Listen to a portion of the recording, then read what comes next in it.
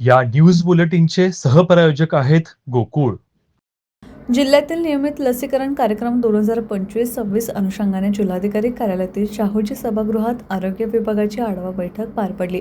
या बैठकीत जिल्हाधिकारी अमोल येडगे यांनी लसीकरण मोहिमेला गती देण्यासाठी आवश्यक सूचना दिल्या.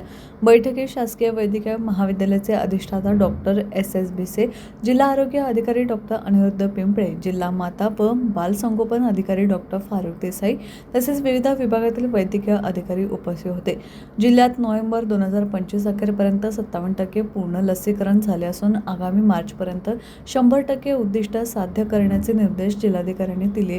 वर्षभरामध्ये गरोदर माता, बालके व विद्यार्थी मिळून एकूण 4 लाखपेक्षा जास्त लाभार्थींना लसीकरणाचा लाभ दिला जातो. या अनुषंगाने आरोग्य विभागाने सुधारित राष्ट्रीय लसीकरण वेळापत्रक तयार केले असून सनियंत्रण यंत्रणा अधिक भक्कम करण्यासाठी सूचना देण्यात आल्या.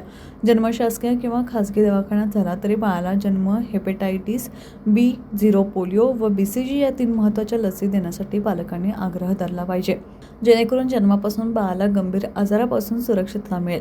सर्व शासकीय दवाखान्यात नियमित लसीकरण अंतर्गत सर्व लसी मोफत मिळतात.